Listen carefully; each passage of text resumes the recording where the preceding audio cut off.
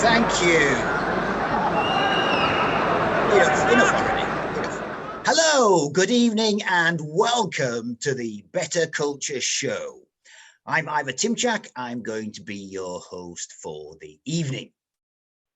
Now, how many of you prayed last week? No, not pray, sorry, applauded. Yeah, that's it. How many of you applauded at 8 o'clock, whenever it was? It's got the same kind of vibe as praying, hasn't it? I don't know if it's weekly now, but it feels like it's kind of mandatory. You know, if you're not applauding, somehow you're evil in some way. And I noticed on social media, there were some people criticizing this and saying, well, you know, it's not really right having this binary kind of thing. You're either with us or against us. And some of the other people on social media were saying, no, it's a crisis. This isn't the time to politicize anything. But I feel that it should be politicized because it's a crisis. And the only way you get things changed is during a crisis. Now, I have absolutely nothing against applauding the frontline staff at the NHS. They're doing a terrific job. The thing is, though, the question needs to be asked, why are they under such pressure? Now, it doesn't take much research to discover that the Conservative government pretty much stripped the NHS to the bone, so that they were lacking resources, funds, equipment, etc., etc. So the staff were already struggling with what they had. And then with this crisis, they're suddenly under enormous pressure. So the idea of applauding them, to me, is a kind of a misdirection. It's almost shifting the responsibility away from the government, which got us into this mess, into some kind of nice thing of applauding whatever. Anyway, that's the thing that I'd like to discuss after the presentations. Because after our formal presentations, we're going to have a little chat afterwards, a bit like a kind of a chat show. So if you want to join in, if you've got any comments about that, if you want to tweet or send an email to Craig or message him or whatever, we'll try and include them in the conversation at the end. So that's a kind of controversial bit because, you know, we want to be a show with attitude. So we say what we think here. It's a safe space to say what you think. So for those of you who are familiar with Bettakultcha, you'll know that it's 20 slides, 15 seconds each, no sales pitches. Now, tonight is a little different because it's a crisis. So we've allowed people to use as few as 5 slides if they wanted to. So you may notice that 1 or 2 presentations don't have the 20 slides as normal. If you're not familiar with Bettakultcha, let our presenters show you what it's about. So we're going to move on to our first presenter. Please welcome Mr. Rob Kilner. Thank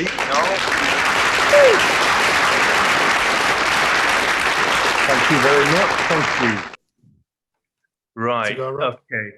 I'm on. Yeah, I'm ready to go. Let's go. So first Saturday of the month, I usually do a market tour or 2 market tours in Kirgate Market. And because of the coronavirus, that has been kiboshed. So I'm going to try and do my 1-hour market tour in 5 minutes, starting now. I also try and build in a bit of food into the tour. So I've got a bit of selection. Can you see these? These are nuts from Nigel's Nut Shop. After last week's crisp fiasco, I'm going to try and eat these a bit more delicately. Kirgate Market's been around since about 1822. Used to be a vicar's house, vicar's croft with a big garden. This map from 1842, that shows the free market with some pretty horrible housing down to the right hand side there. A few decades later, it had become this kind of shape, block shops, and the 1857 market hall there. Just going to get a bit more food here, a bit of brie, very lovely from Andy's cheese shop.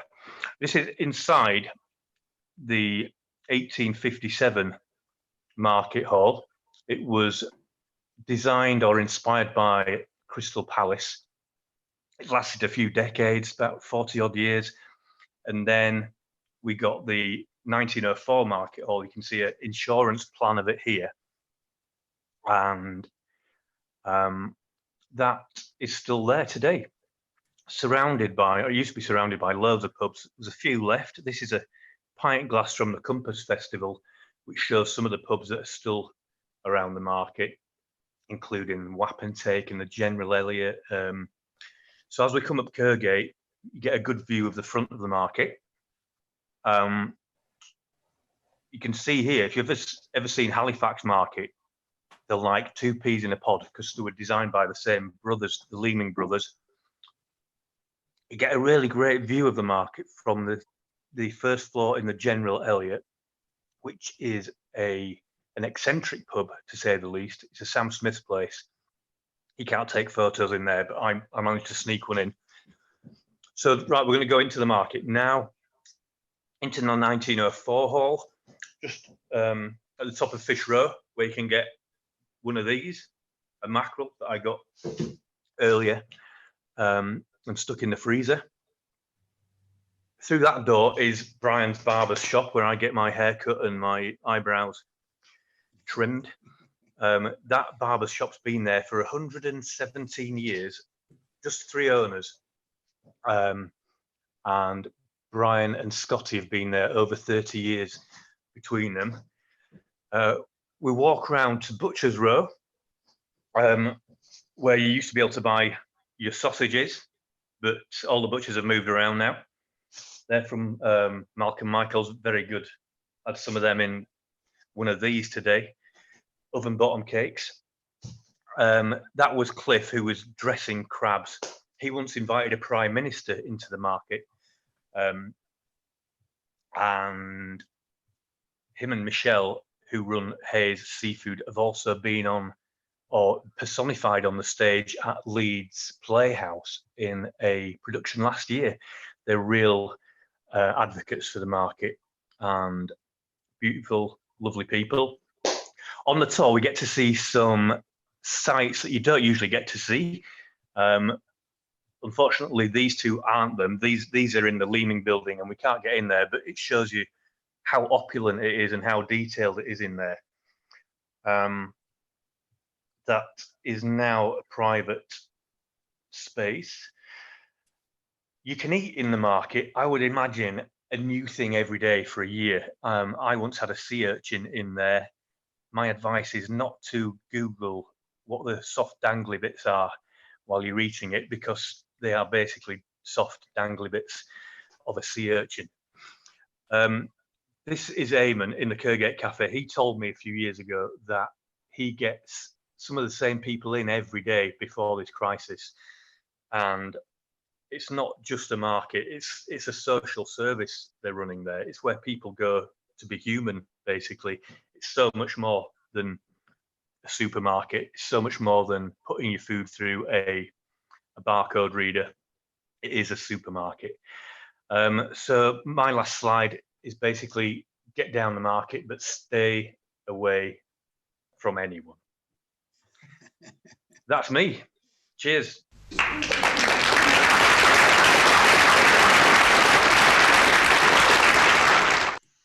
Thank you, Rob. Fantastic. As you can see, Rob does the tours around the market, and Leeds has done very well to keep that building. I mean, it's a huge building, and it would take a very brave councillor to suggest knocking it down. But I'm originally from Huddersfield, and Huddersfield had a fabulous market. When you see photographs of the building, it's simply gorgeous.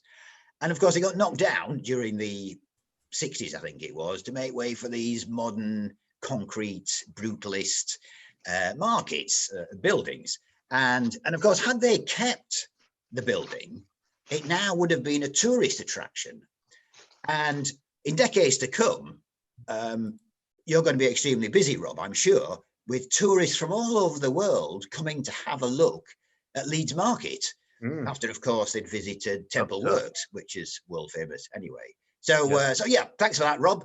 Fantastic. Let's move on to our next presenter, who is Gemma Bridge. Please welcome Gemma Bridge.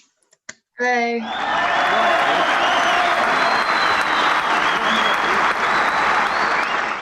You ready, Gemma? Yep, ready. Let's go. It's impossible not to have heard about COVID-19. The virus and its effects are discussed on TV, on the radio, and across social media. And every day we hear about new political and societal developments in the wake of the pandemic. Think about the lockdowns, the school closures, the people that aren't allowed to go into supermarkets, all being implemented to slow the spread of this virus and save lives. Even as recently as February, these developments would have felt impossible, the work of years, not days. Such developments highlight what can be done if we act together and governments take the lead. They also show that acts that once seemed impossible, like cutting air travel by almost 90%, can also be achieved. Therefore, in a turn of fate, the pandemic may give us a chance to remake society and build a better future. This presentation is my view on what we could do to make things better after the pandemic. With the daily rise in cases of COVID-19 and the startling increases in the number of deaths, it's easy to accept that there's danger. As a result, most of us are doing whatever we can to keep each other safe and prevent the virus from spreading further. It's not only the general public that have changed the behaviour. Politicians have also changed how they work, with political possibilities becoming drastically different over the past month. Just think about the financial packages that were announced by the Chancellor. Would have been impossible weeks ago. Although COVID-19 is probably the biggest global crisis that we have faced since the Second World War, climate change is still a much bigger issue in the long term for the planet and for us. Think about the recent floods in the UK and the fires in Australia. Events like these could become the norm and could cost thousands of lives every year. The emergency mode that we've activated for COVID-19 should have been activated for the climate years ago. And whilst we can't go back and change our past, we still have time to make a difference to tomorrow by activating a version of it now. The coronavirus pandemic and climate change have similarities beyond both requiring emergency mode to be activated. First, they both need global cooperation. Second, they both need us all to change our behaviour today to reduce the future suffering. Third, they both have to be neglected by governments, unable to see beyond the next fiscal quarter, despite both being predicted for years. And finally, they both require governments to take drastic action, considering the health of the public and of the environment rather than only thinking about the marketplace. But the analogy between the pandemic and climate change only goes so far. The impacts of climate change are more gradual than COVID-19 and are also harder to measure and record. This is largely because the effects are so varied and reach every corner of the Earth. Emergency mode is therefore harder to activate and sustain for climate change, especially as improvements could take months, if not years, to become apparent. But the experiences of the pandemic could help us all to understand climate change differently. It could help us to see what can be done and how we can do it. For example, the improved air and water qualities that have been seen during the pandemic, like with the dolphins in Venice, have given us glimpses of a future that we know that we need, and have shown us what can be achieved in just weeks. Moments of crisis are always moments of opportunity. This crisis may give us the opportunity to make a future where we not only survive, but actually thrive together with nature. But to do this, we need to ensure that when the virus has been vanquished, which it will be, that the old ongoing disasters such as climate change don't keep unfolding. We must learn from this pandemic. For example, we can keep the power of shared emotion going, and we can push governments to sustain some of the changes they have implemented.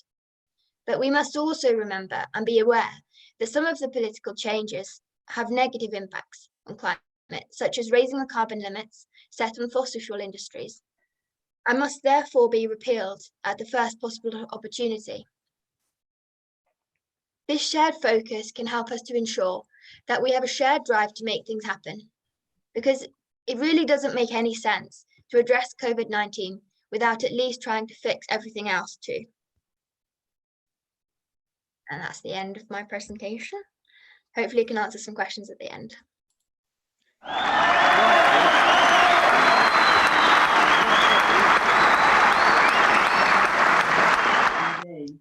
Great, thank you, Gemma. We don't do a Q&A actually during the presentations, but at the end, if somebody wants to ask you a question, etc., they can do.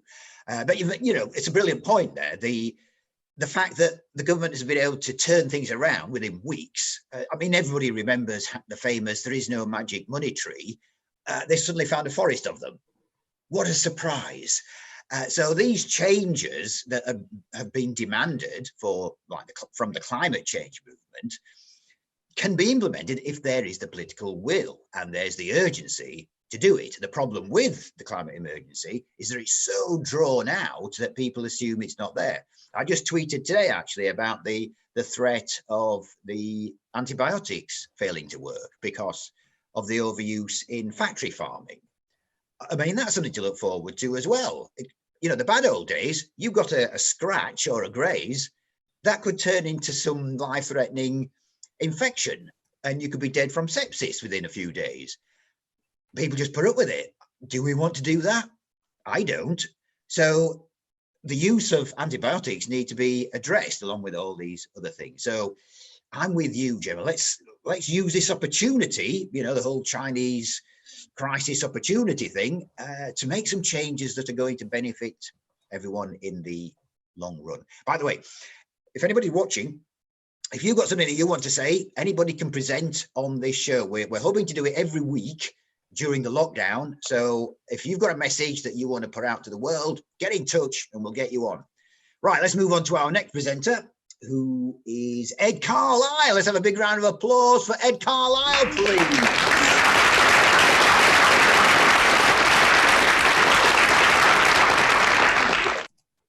You ready, Ed? Yep. Let's go. Okay. I don't know about you, but I've just had one of the most restful weeks of my adult life, which is great and apt for this presentation. But I was perhaps too restful and only hurriedly prepared this at 1 o'clock last night, so it's a bit ragged. Please forgive me. So I don't need to tell you the Earth is knackered, exploited, stressed. You don't need the stats, we've just heard them. This is the greatest problem that humanity's ever faced. And also we, humanity, are pretty worn out too. Meet Sisyphus. This is a mythical dude who unwisely upset Zeus and spent eternity a rock uphill. It looks like he became pretty buff, but it's otherwise a pretty crap way to spend eternity. I would argue that we are all Sisyphus, striving for an illusory progress that never comes.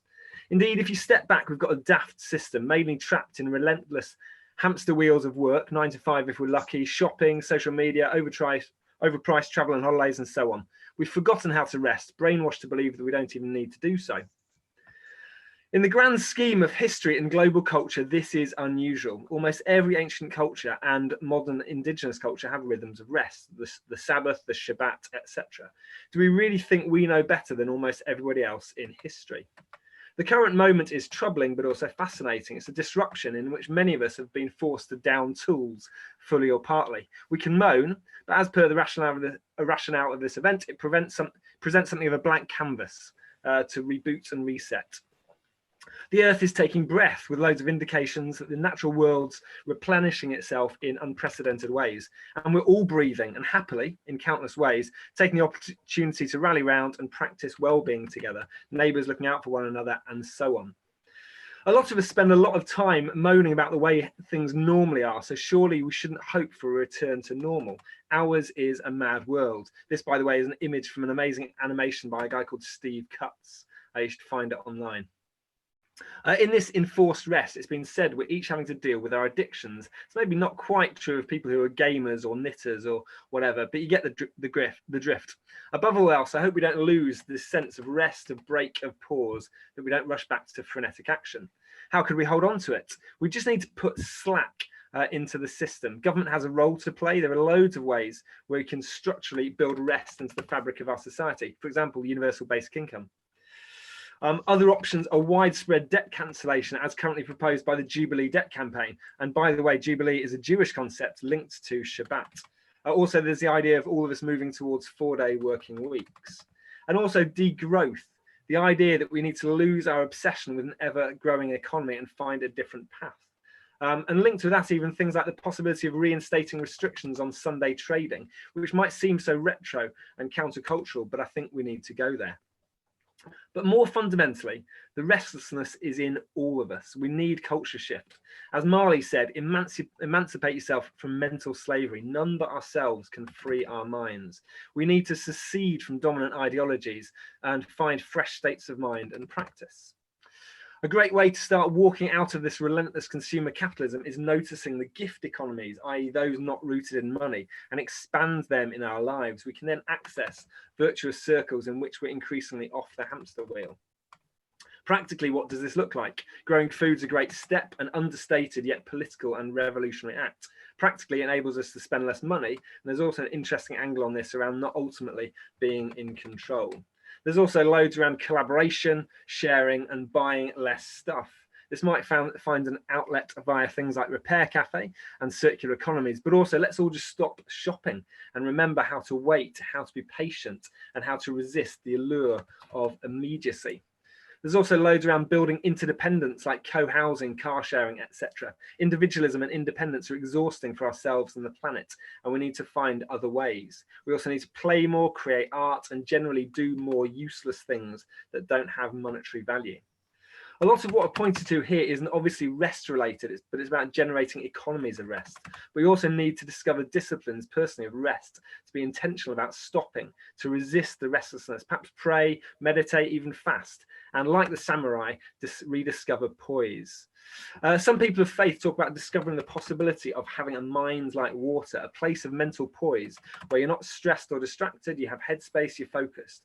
This is a powerful place to be, because from this we will have rich imaginative lives far beyond anything I've proposed here. We can then all start to see things from fresh angles, question inevitability, and create alternatives, to quote a great writer on social change called Valerie Fournier. So it's over to all of us. How can we discover rest and clarity now and in the months and years ahead? And what world can we collectively imagine and midwife into existence?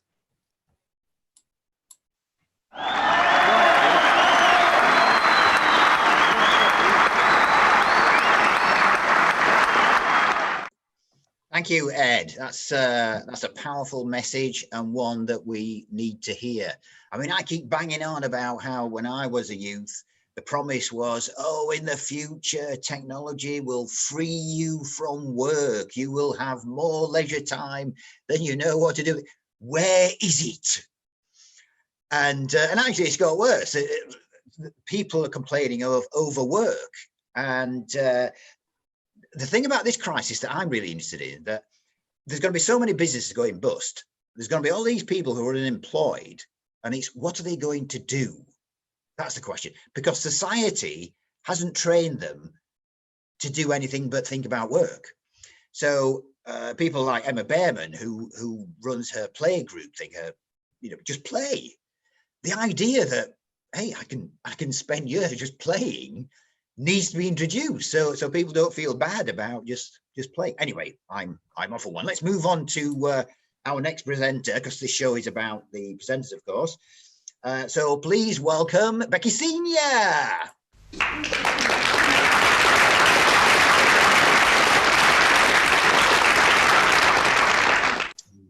You ready? Yeah, good. Let's go. So today I'm talking about one of the greatest Britons, and I think we really could do with his grit and determination at the minute. He ironically came 11th in a BBC poll in 2002 and didn't make the top 10. It's an absolute sham. So I'm going to be talking about Sir Ernest Shackleton. So he was Anglo-Irish. Think he's as British as they come, but like the Duke of Wellington, Oscar Wilde actually was born near Dublin. And he's part of the heroic age of Antarctic exploration and led 3 Antarctic expeditions in the Edwardian era. So Edwardian explorers had none of your modern luxuries. These lads would go into Antarctica with wool, tweed, canvas clothing. They'd often be soaked through and their clothes would freeze solid overnight, but stiff upper lip and all that, absolutely fine. But nowadays, it's a completely different story. The guys and girls are going out into Antarctica with hoods, insulating layers, wait for it, zips, simple things like that. Waterproof boots, not thin-soled leather shoes, makes such a big difference, and you can withstand the harsh conditions that the Antarctic throws at you. So similarly, Edwardian food was really, really basic. It was cram as many calories as possible into as light a food as possible. So biscuits with high protein flours, chocolate, tea, rendered blocks of animal fat. So nowadays, the principle's still the same. It's still maximizing your calories, but it's much more appetizing. And a lot of these foods seem a lot more normal, like we would see in the supermarket. So milk, chocolate, jerky, things like that, but in packets. So if you want a piece of history yourself, in 2011, a biscuit from Shackleton's 1907 expedition went on sale and went for £1,250. You probably wouldn't want to eat it now, but all of these things they had to leave on the Antarctic if they were setting up stations. So this is the advert for Shackleton's most famous trip. 26 men were chosen from 5,000 applications for the Imperial Trans-Antarctic Expedition of 1914 to 17, but disaster struck on this expedition and they never completed it. So this map shows the location of the expedition in the Weddell Sea. They set up in late 1914, which was Antarctic summer, and it took over a year into the expedition. Their ship was crushed and they had to evacuate, and it led to one of the most heroic rescue missions ever undertaken. So this is the ship, the Endurance. New Zealand photographer Frank Hurley risked life and limb, literally, to take these stunning pictures of life on board. This ship got trapped in ice in February 1915 and it drifted for 8 months on pack ice, and they were stranded a bit like we are now. They took 69 dogs on board and they were assigned to each crew member, and they had crazy names like Chips, Satan, Slippery, Stumps, and Wallaby for some reason. And I'll leave it to your imagination what happened to them during that time when they were trapped. So on the living quarters on board were known as the Ritz. They had a strict rota and allocation of jobs because there was a very Edwardian hierarchy, and Shackleton was known simply as boss. Everybody knew their place. So this photo is taken on the 22nd of June 1915, which was the midwinter celebration. So they had rum, they had a feast, and they had a 3-hour concert. And like at all good parties, there was a lot of drag involved where they dressed up as women. So the next part is where it all really goes tits up. In 1915, in the November, the ship sank. The men could only take a limited amount of personal items each, and Shackleton led by example. So he pulled passengers from the Bible, discarded the book. He put gold coins, gold pocket watch, gold cigarette case on the ground, because gold can be a liability, not an asset. So for 2 months, they manhauled sleds and lifeboats whilst camping on the pack ice. And in April 1916, they made it to Elephant Island, 346 miles where they had left the Endurance. It was inhospitable and they were unlikely to be found by any passing ships. So Shackleton created a party of 5 men for a rescue team. They chose the sturdiest lifeboat and named it after the expedition sponsor, James Caird, and attempted to reach South Georgia, the nearest occupied island. So the rescue party survived inhospitable seas. 3 of the men split off once they hit South Georgia and walked 32 miles in 36 hours to reach a whaling station and call the alarm for help. And the most amazing thing about this is not one man died. Shackleton brought every single man home. It's the most heroic mission ever, and it shows superb leadership. There's an amazing adaptation by Kenneth Branagh that you can find on Channel 4's on demand thing, and apparently Tom Hardy signed up for another one as well, so it's all go. Shackleton was lauded for his heroism when he got back, and he went on a final expedition to Antarctica in 1921, but he had a heart attack in January 1922, and he's buried there to this day. So Shackleton's legacy is absolutely phenomenal, and he's one of the best leaders the world has seen and will likely ever see. His family motto, "By endurance we conquer," is something we can all learn from, and I think even more so now than ever.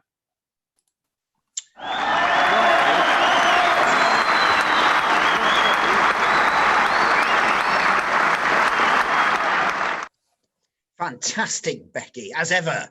And I think you're one of the most travelled people I know. Me? Yeah, I've been to over 60 countries. It's a really bad habit. Well, especially in this day and age with the crisis, it is. Yeah. You'd be a super spreader if you were still travelling with that kind of I hope not, but yeah, maybe not. But you've never been to Antarctica, presumably? It is totally on my list. It is on my list, 100%. So you actually intend to get there? One day. Well, good luck with that, Becky. That'll be a day and a half. I should mention, by the way, that there is a random slide challenge available if any of our speakers want to take it. For those of you who aren't familiar with the Bettakultcha format, most of our presenters use 20 slides, 15 seconds each, and it's a planned talk. We introduced the random slide challenge, which is 10 slides, 15 seconds each, so 2.5 minutes, that nobody's seen as yet. And so the challenge is to make a story up as you go along.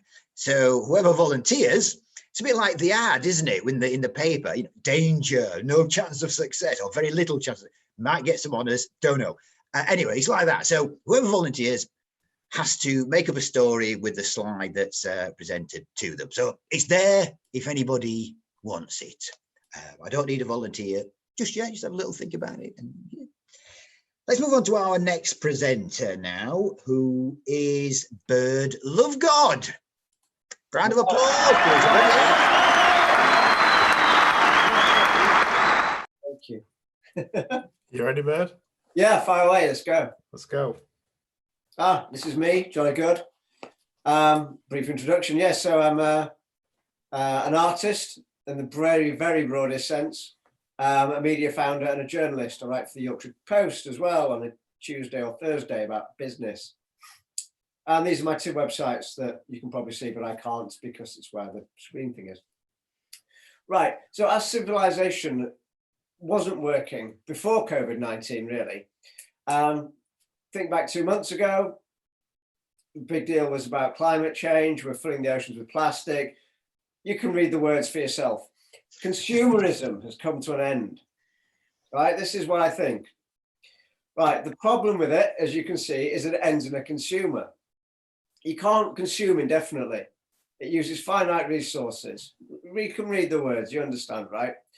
And we aren't consumers, you know, locusts are consumers, we're not, right? We're many, many things than more sophisticated than consumers. Service, on the other hand, is infinitely scalable and it's infinitely sustainable. All right, so service is also inherently satisfying. It serves the human being doing the service as well as the person or the thing receiving it. It's infinitely expandable, scalable. You can scale it into vertically or horizontally, big services or very broad services and so forth. We need a massive mother of all service sectors, right? Because there's going to be millions and millions of people unemployed. Localized good deeds. A massive service sector of doing good deeds. Good deeds are the one thing that has never been commercialized yet, and it needs to be. It needs to be commercially done. It needs to be massively scalable. It needs to be healing of the economy, not a drain on it. So it needs to be bolted into commerce. It needs to take pressure off the state because all local government's going to have less money. Right, so I'm talking about the commodification and the commercialization of doing good. Right, that is the single biggest idea that can change the world that I can think of at this minute. What if you got paid for doing good? Right, so something like Uber for good deeds. You see some litter, you pick it up, you get paid. You can read the words. So this is how it would work. In practice, you're on the app, you see some litter, you pick it up, you know, note what you did, upload it, money goes into your bank. You can pick up, let's say you can go and save someone's life. Right, how can it be funded? It can be funded by business. It has to be funded by business. It absolutely has to be. Right? A percentage of what we buy can be used to action good deeds and humanitarian interventions. And when you buy the thing, you see what it was that you actually paid for. On that slide, I think it says individualization is the key to it, right? So if you buy something for, say, £500 and £50 is used to do a good deed, you get to see exactly what it is that you've paid to happen. You could buy a £50,000 watch and save someone's life, right? So 100 billion good deeds per year as a number. The ultimate gig economy, the absolute mother of all gig economies, where you can do good deeds from any size and get paid for it. You can do it as a part-time job, a full-time job, as a habit. Do it however you want. That's the time. Now is the time for this to happen. Now is the time for it to start happening, and then it needs scaling when we're able to go out and do stuff. Companies are going to need an additional and genuinely meaningful reason for people to buy from them. Millions of people are going to be unemployed. It's a new business model. Good deeds as a service sector is already happening. Right? I've already been doing this. This isn't fantasy. I've been doing this for 10 years. Right? I've sold over 100 artworks using this system. If you go to ethicalmuch.com, you can see a platform that facilitates this system. Currently, there's a fund so that people can get the money repaid, but soon we're going to be paying people. So we're going to enter into a new era, not of consumers, of service, where everything you buy funds a good deed. And you get to see what the good deed is. And that way we can even consume our way to paradise. You know what I mean?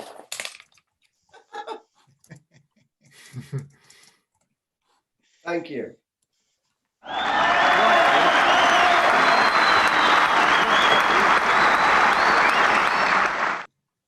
Fantastic, passionate speech there, Bird. Thanks, Simon. You've got me thinking there about the whole service idea.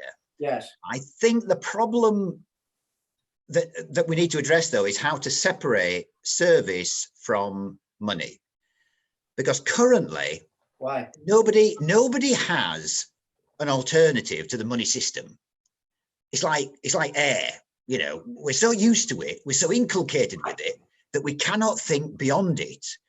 So I think to try and tie service to the current market for, you know, goods and services is a mistake. Why? I think because people cannot lose sight of the monetary aspect to it. That's not a problem.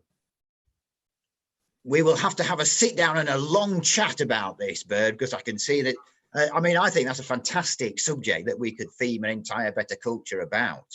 But it's sort of escaping this whole monetary thing about. All right. I know about that. Okay. I used to go to London as an artist with hundreds and hundreds of little sheets of paper with the word love written on it. Right? And I would live with those sheets of paper for all food, all transport, and everything except accommodation. And I would travel around London using love as money. Right? I would go where love is accepted, and I would make the mission of each day to buy food and hot drinks for homeless people, paying with love at Pret, Starbucks, and all these places. Right? You can live with it. You can live with whatever people accept. Let me stop you right there, but we can chat about this after our last presenter, who let's give him the space that he deserves. But we can pick up on it afterwards, Bird. So would you please welcome Jim Wilson from France? He's our international speaker.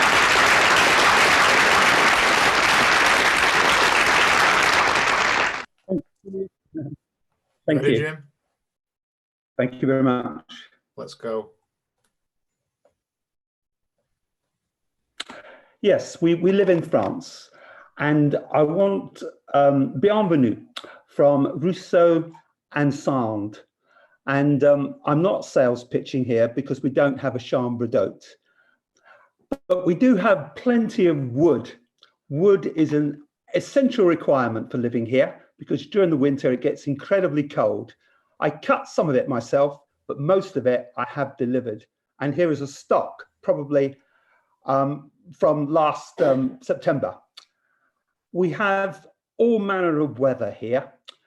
We live on the Mille Vaches, which is central France, and full of water. It means the plateau of 1,000 springs.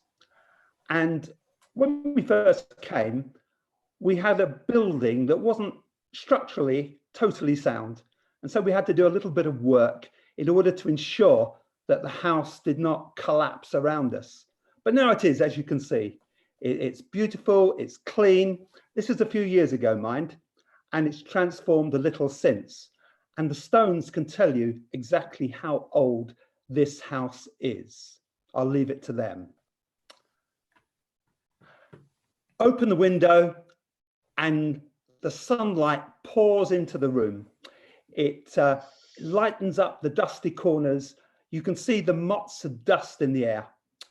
And probably about 10 a.m. in the morning now, the mist is just clearing and the landscape changes subtly, seasonally, and also over time.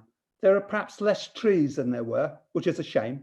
But next door, we have a house that has been revealed out of the morass of brambles and ivy. And my partner, Joan, painted the old house, a playground of birds and snakes. We have the River Mald that runs through the valley. And the River Mald, like the other rivers in the area, is used as a source of energy by EDF. So it's crisscrossed by dams and bridges. We have the local, the auberge, a frequent haunt for the English in the area. The natives don't use it very much, but there hangs a tale. And again, we have plenty of wood. We don't have here the picture of the oak and the chestnut and the sapin, which is most common here, the pine, but we do have lots of birch that grows up. Things grow up here very readily and very verdantly.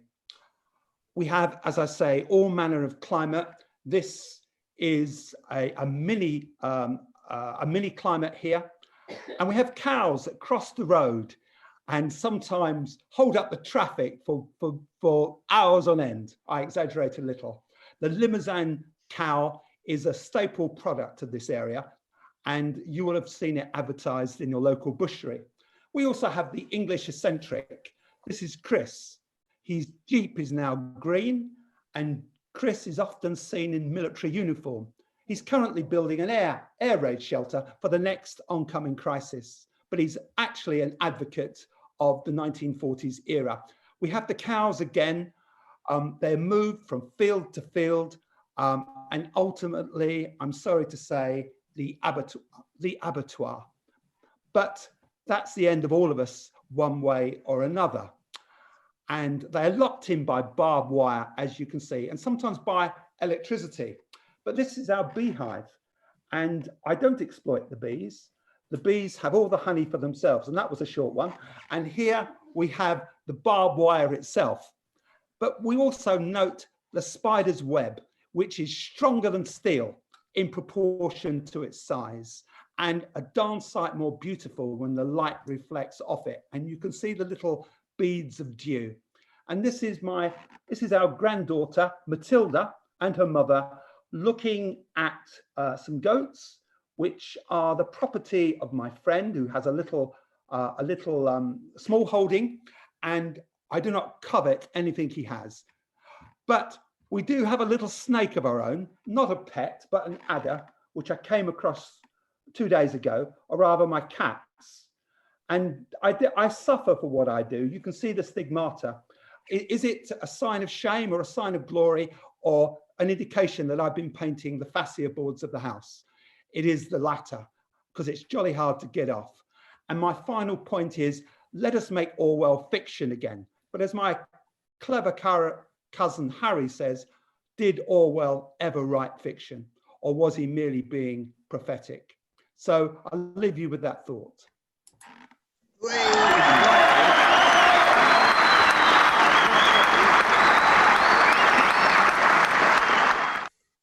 Thanks for that, Jim. That was fascinating. That was refreshing as well. A break from the whole COVID thing. And actually, if we've got any international watchers, what I found fascinating about that was the little details of, oh, I see, that's how they do things. And then when I watch foreign films from places like Denmark or whatever, I'm always intrigued by the light switches that they have and the appliances. I think, oh, that's an interesting design. So if you live somewhere that's outside of the UK, I think it might be quite interesting to hear a talk where you just sort of point to the things that you take for granted. People from another country will think, that's interesting, that's intriguing, we don't have that. So, if anybody is interested in doing that, I would be interested in hearing your talk. Would anybody like to volunteer for the random slide challenge?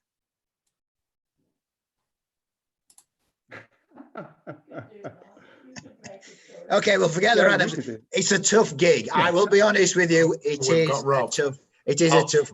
We've It is a got tough. Rob. Don't volunteer. Rob's just put his hand up. I'll have a go. If there's no Really? one else. And also Yeah. Ed. All right, Rob. Well, you're an experienced performer at this game, so Well, you'd be cool. But I've thanks never ever done the so much. random slide challenge before, but You've never done it? no. Oh wow! First time for everything. It is a crisis, so make the most Yeah. of it, Rob. So, so have we got two, Ivor? Because if we've No, got there's just two, one. oh, There's just okay. Fine, don't worry. I thought I won't push my luck. We'll just have the one. So Okay. if you haven't seen the random slide challenge before, it's got jeopardy, real jeopardy. So take it away, Rob. Thanks ever so much for volunteering. Right, here we go. Oh, hold on.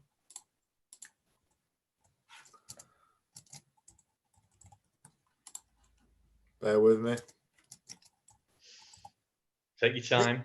This isn't scripted, by the way. It's this is all made up as we go along. So This is a technical problem. I can't get PowerPoint to advance. all right. It looks like we might be missing the random slide. I'll tell you what. Let's put that on hold, and it might still happen, Rob, if Craig can sort it. Let's start a discussion. Who would like to discuss what? I mean, I was quite keen to talk about the applause thing, Yeah. but I was intrigued by the service idea of birds. So, Yeah, please explain tell me what it is you don't like about it, Ivor, or tell me why you think it's wrong. I didn't use that word, bird. That's, Right. I think coupling it with the monetary system, I think is problematic, because everybody thinks about money in a particular way. That's the problem. As soon as you mention service, charity, blah, blah. Just in case they ask me questions. Pardon? Sorry, what was that? Did somebody make a comment, or was it just? Right, I'll make it easy for you. Do you think it's wrong to get paid for doing good deeds? That's a loaded question, Bird. It's not wrong, but it's not. I wouldn't advise it. Why? The best model I've seen is universal basic income. Yeah. So if you choose to do good service, you get your basic income, and you can do whatever you want, however you want to spend that time, whether it's collecting litter, helping the elderly, whatever. That's up to you. For sure. And that seems a good way of doing it, because then you don't get somebody saying, well, you've got to do so many good deeds, otherwise you won't get sufficient money to buy your food. That's where I think the problem lay. Is there an issue about the definition of what constitutes a good deed? Because by using the phrase good deed, you're putting it outside the political realm. But when you try to do something constructive within society, it becomes political, because there are different ways of doing good, and some ways contradict others.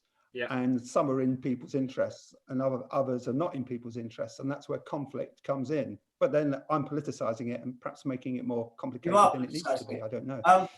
So it's self-identifying, if you like. So yeah, a person can do a good deed, publish it on the platform, and provided that the editor acknowledges that it is a good deed, it gets paid for. The person will be paid for doing it. No, I mean, I think the principle, I think it's fascinating, it's intriguing, and it interests me a lot, yeah. Here's the thing, Ivor, right? We can all talk about politics and say what should or shouldn't happen. Yeah? I've lived outside of the financial system entirely for several years. I get it, right? I get it.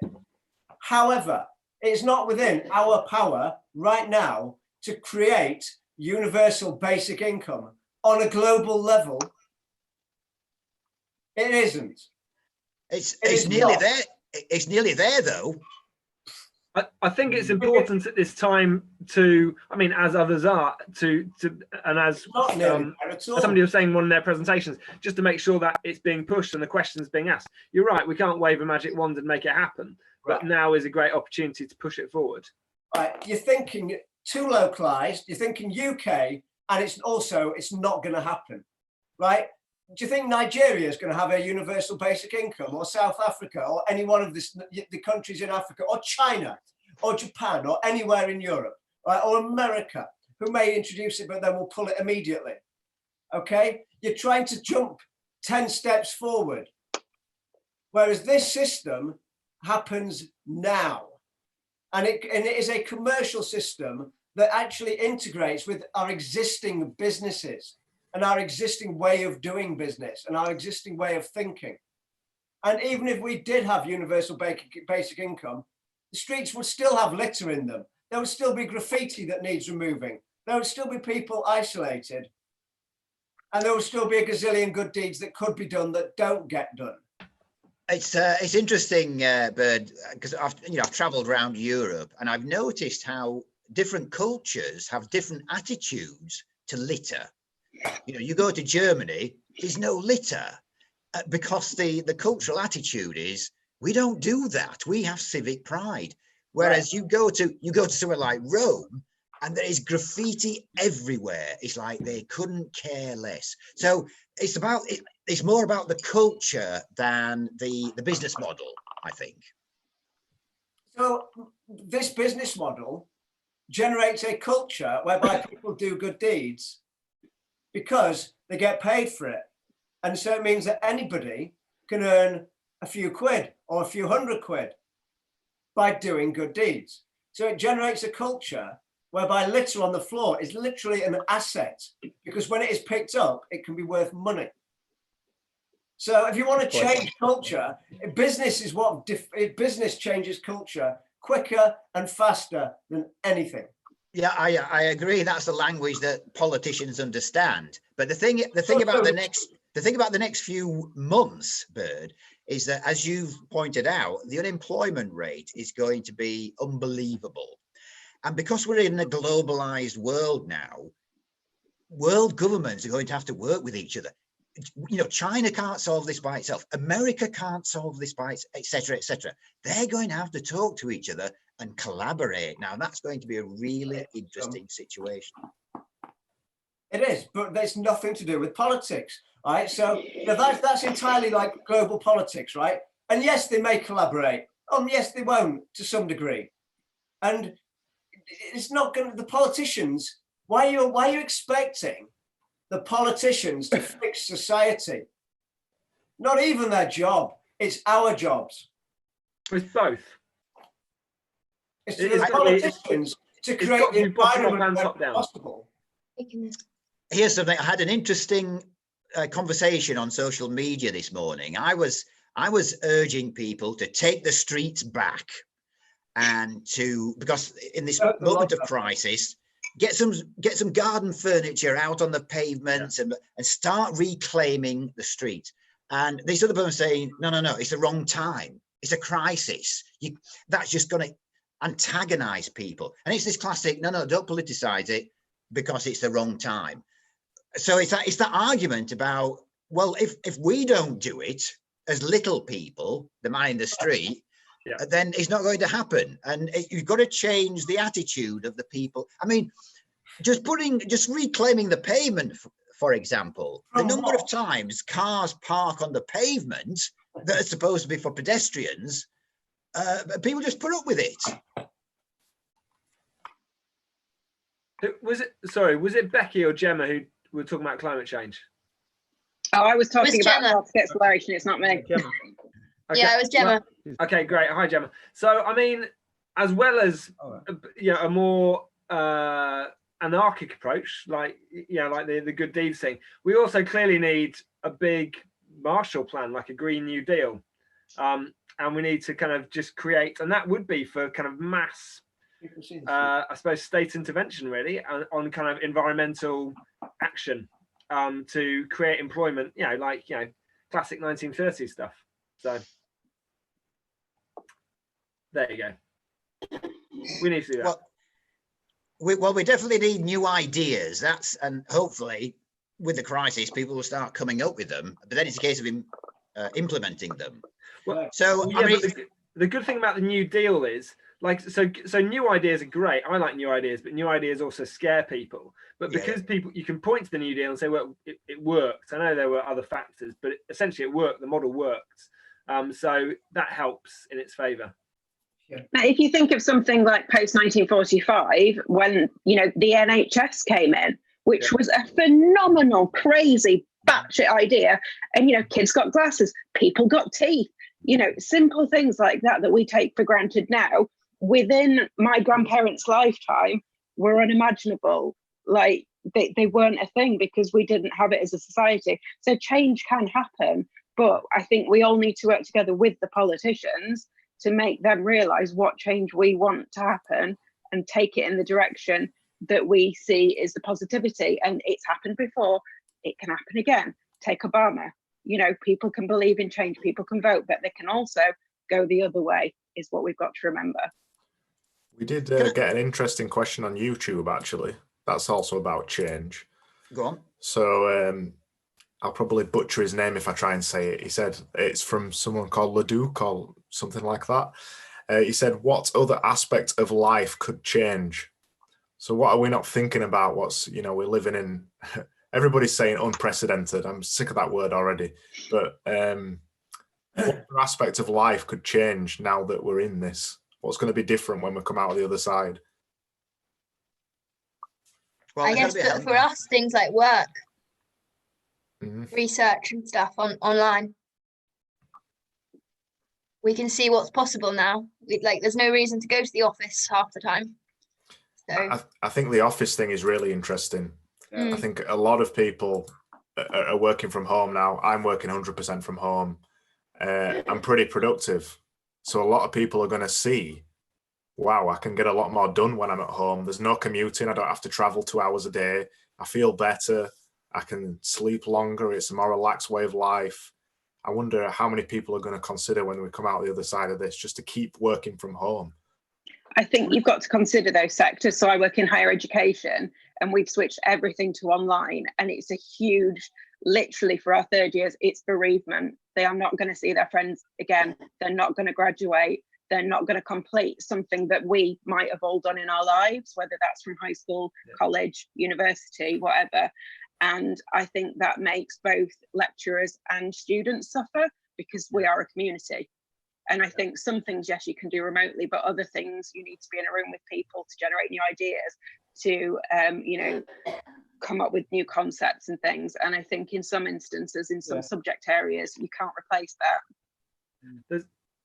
There's also, there's pitfalls within everyone working at home. The danger is we become even more atomized, even more individualized. Of course, we can all connect via means like this, but I think there's something really important about solidarity and connection. And also, and then as a tangent from that, I suppose it's interesting to think about the way that town centres and city centres everywhere are struggling because retail's dying as everything goes online. If all the offices close as well because everyone starts working from home, that creates a doubling down problem for town centres and city centres. That creates an opportunity as well. But what do we imagine for the future for our town and city centres?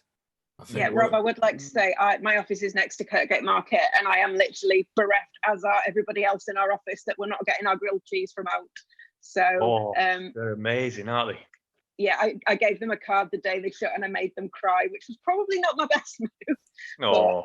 But, with small businesses like that, it means a lot, and we really hope that they reopen because we want to support the local business community. So there are perks of being in Leeds at times. I think one of the big things that I'm really worried about is pubs. Is this it? Are pubs gone? Yeah. No. I think there's a time for people to be together, and a good time not to be together is rather than an arbitrary 9 till 5 sort of thing. Bring people together when it's positive, and something potentially good can come from it, rather than just sitting a load of people in a room like battery hens for 200 days a year. I suppose it's actually asking the question, what is a good life? Because most of the people that I know in the corporate world, you know, they're working all hours that God sends for some pension or whatever. They're getting ulcers and blah blah. They're lucky if they reach pension age. If, you know, sometimes they drop dead of a heart attack or whatever. So maybe this period is a chance to think, well, what would make a good life? What are the good things in life that are enjoyable and don't have this commercialization put on top of it? Because that's the society we're in. It always wants to create a profit out of something. So everything has a value. Everything has a price. Yeah. Do you think? Oh, sorry. Do you think though that part of the reason for the refugee crisis, I know there are other reasons, that people in developing countries or underdeveloped countries aspire towards the materialism that we supposedly have, and so they want to give up, well, perhaps because they don't own the farms, but they want to give up working on the land. They want to give up these simple, frugal lifestyles in exchange for a more affluent lifestyle, or certainly where there is a welfare state. So it is like the other side is better than the side I'm on to some degree. Sorry, I sound cynical when I say that, but there is an element of that, unless I'm making things more complicated than they need to be. Do you not think? Silence. I can completely understand why you'd want to go somewhere where you felt safe, full stop.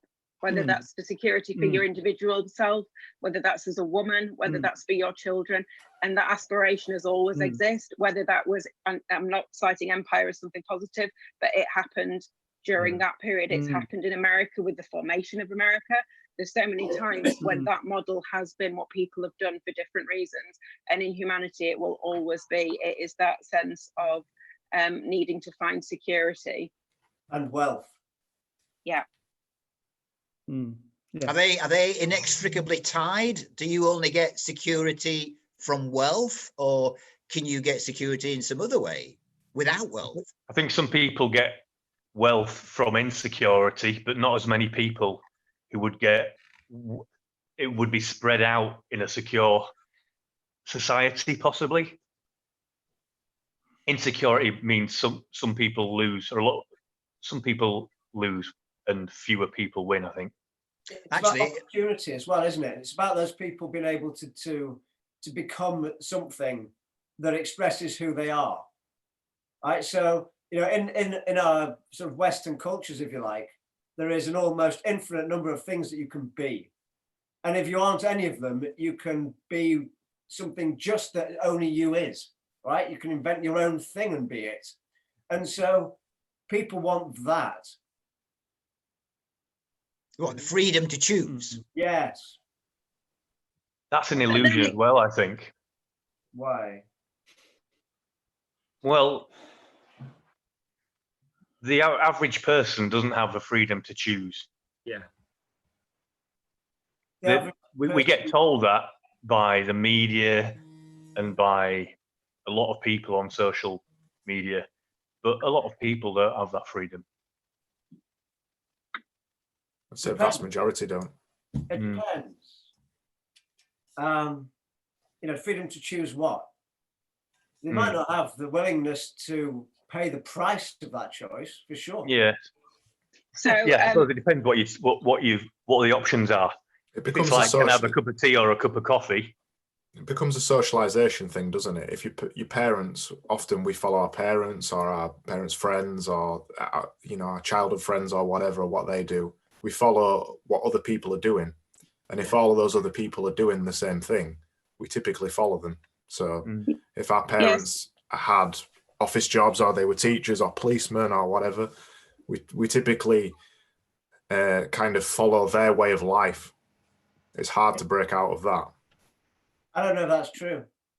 So I've lived and worked in Japan, for an example, and they have a phrase which is the nail that sticks out gets hammered down, because it is a very conformist society. Yeah. You might have some form of rebellion as a teenager or some sort of trip away from your destiny, but generally people settle into a job, whether that's in the service sector, whether that's a salaryman, whether that's a doctor, a teacher, whatever, and people have a place in society and get a lot of the satisfaction through being part of a greater good.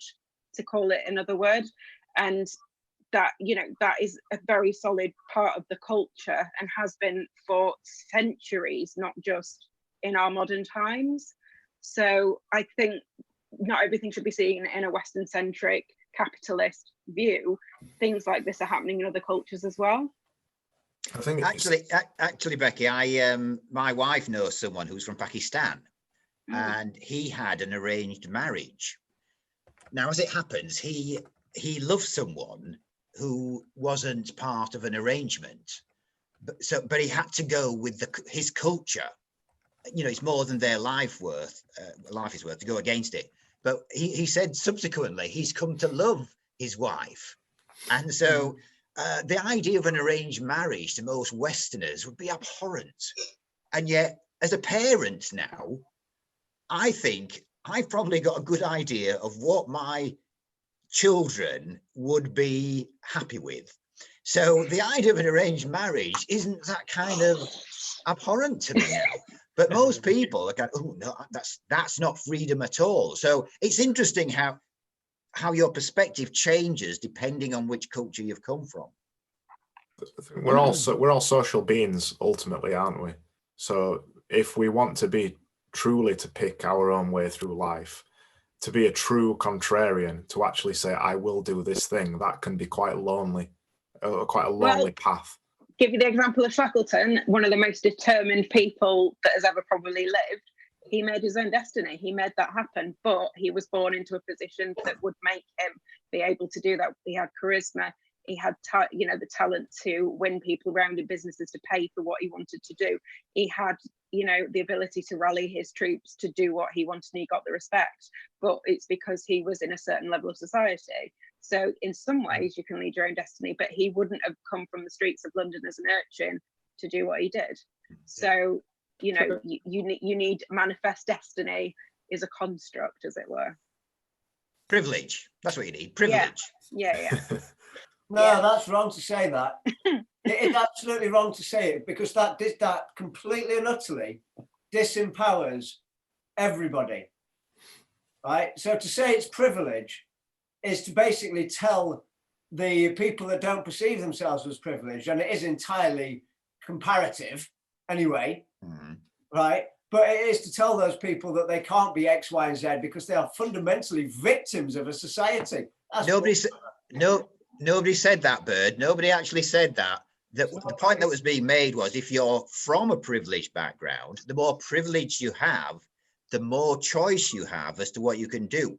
If you're from an underprivileged background, you have to fight that much harder to get where you want to be. It's possible. I know stories where people have done it, but you have to work that much harder doing it. Yeah. That was the point that was being made. It's not a case of, if you don't have privilege, forget it. It's not the caste system where if you're born into a particular class, that's it, mate. Forget it. It's not.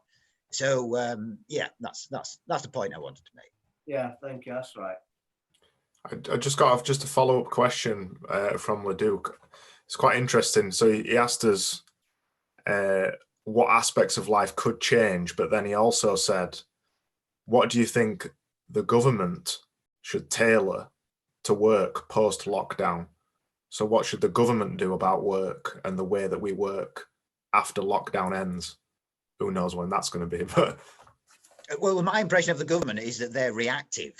They don't have an idea. They just go by what other people tell them or what the circumstances say, you have to do this now. And then they just follow that. So personally, I don't think they have any idea of what to do. They're just waiting for somebody else to tell them or for public opinion to say, do this. And circumstances, I mean, the idea that they're going to liberate all these funds for the people who are going to find themselves unemployed from a Conservative government, I mean, that's been forced on them. So they're kind of going with the flow.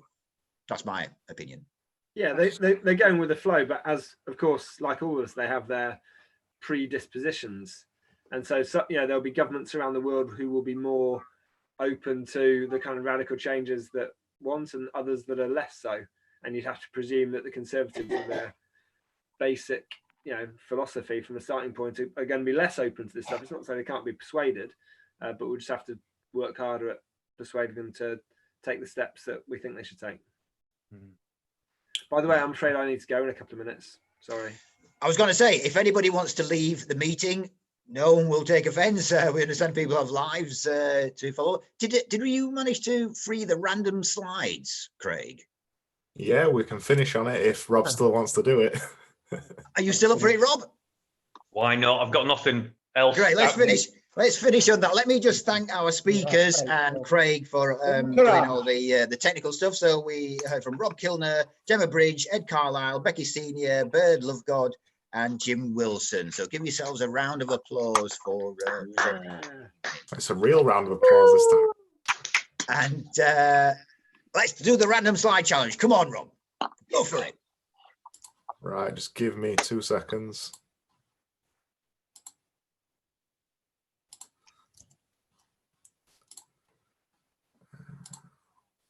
Can you see those slides? Yeah.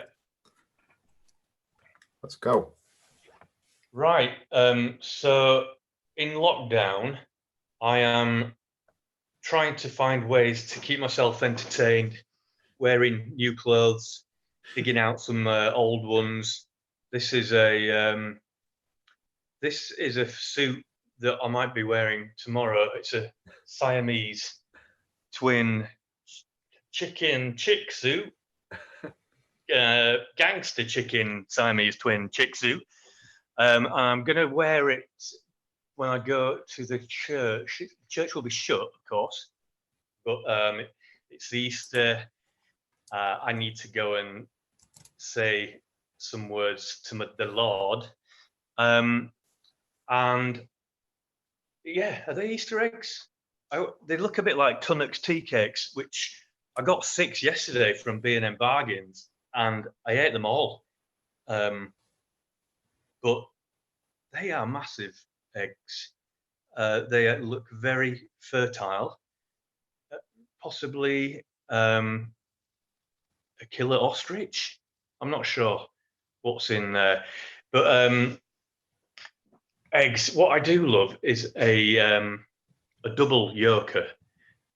They give you good luck, and it's something we probably need now. That is not what I want to see in one of my eggs when I crack it open. Also, lambs, they're all getting born now. They are small and need a bit of help to come out, I understand, from someone who's very close to me, who's pulling them out of sheep as we speak. Mad March hares, that time of year, you can see these down at St Aidan's in Leeds. They knock the shit out of each other. More doctors smoke Camels than any other cigarette. So cigarettes used to be quite healthy back in the 30s and 40s. Things change. Things change. He can tell you that things change. One day you're on a cross, the next day is it the next day you're reborn? But that's Easter. Rob. Applause. Yeah. Very good. How was that? Yeah, very good. Yeah, brilliant. That was excellent. That is the hardest gig you will ever do, Rob, honestly. Yeah. That is so, but you swam it. Brilliant. Absolutely. Anyway, great. So if anybody wants to present on the Bettakultcha show, get in touch. We'll get you on. Just send us an email or whatever. Thanks again to all our presenters. It's been a fantastic night. Again, really loved it. And we hope to see you all again. So thanks again to our presenters. See you all next time. Yeah, thank you. Thank you. Bye.